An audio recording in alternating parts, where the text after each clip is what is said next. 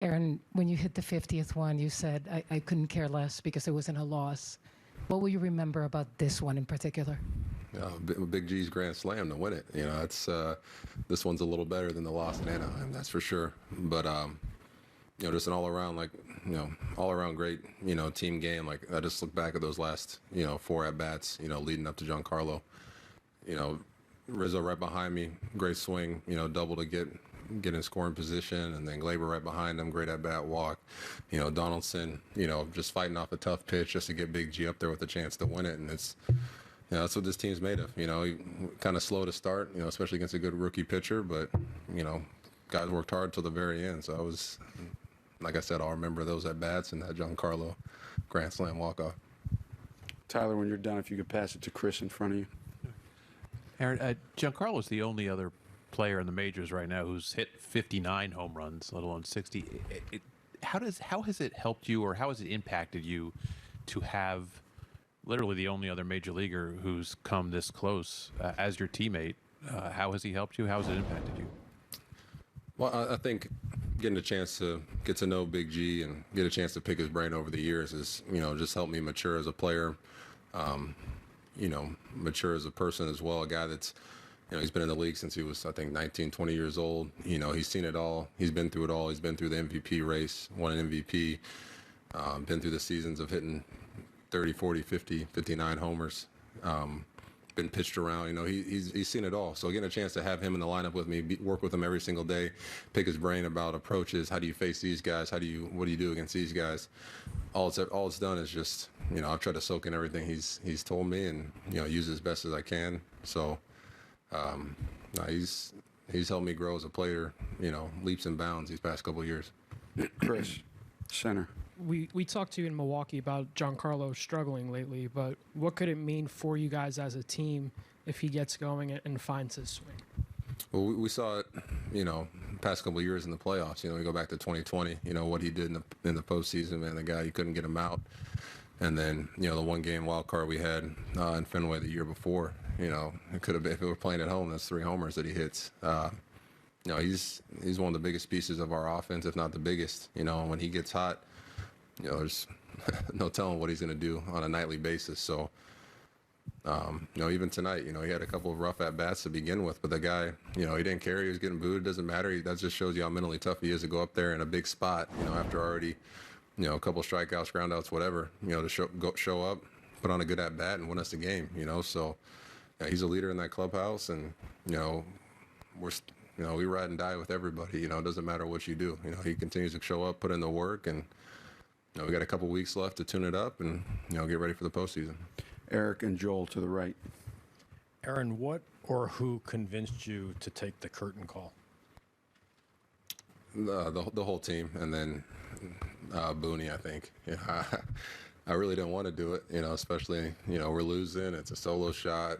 I was more focused on, getting ready to watch Rizzo's at bat and see what he does. But, I kind of joked around with Matt Carpenter earlier in the year. I think he had 2 homers in a game or something like that, and he got a curtain call. I was like, man, I've been here for 6 years. I've only got 1 curtain call, So I guess it takes hitting 60 to get another one. But no, it's a lot of the stuff I do, man. It's for those fans. The fans that show up on a nightly basis. If we're winning, not winning, grinding it out with us all the way to the end. A lot of fans could have left and packed it in tonight, but they stayed there and hung out with us. So, they deserve to have that moment, and it's one of the reasons why I do it. Okay. Dom. Can you grab it? Preston, grab it. Yeah, there you go. Take a couple more.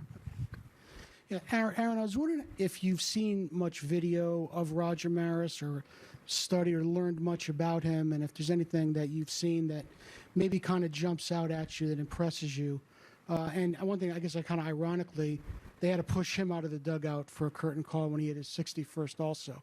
I'm just wondering if anything you've seen from maybe watching video of him that kind of you admire or that jumps out at you.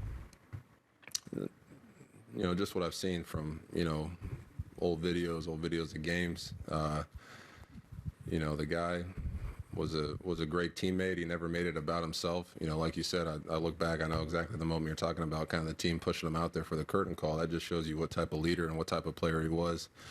You know, just hit his 61st, broke a big record, and at Yankee Stadium, I don't know how, I think there was maybe 20,000 people there, and he, you know, went out there and gave a little curtain call. It just shows you that he's about the team, and you know, was always focused on that. So, you know, I don't know too much, but I'll definitely do a little bit more research on him. That's for sure. Take these last two on the right, back right. In the situation you were in, the pitcher doesn't want to walk you. 3-ball count. Were you confident at that point you were going to get something to hit?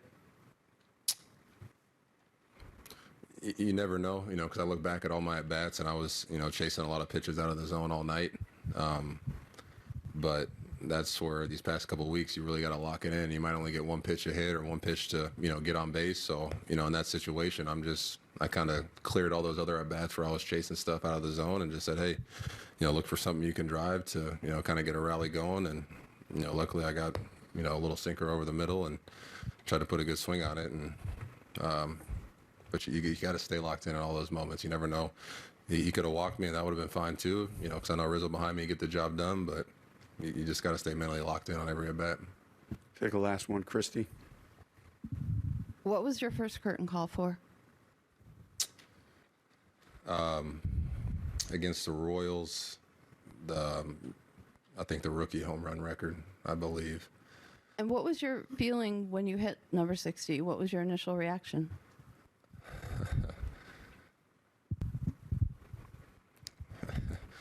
Kind of like, damn, I know. I wish I would have done that with the bases loaded, you know, a little earlier in the game. You know, I was a little upset at myself.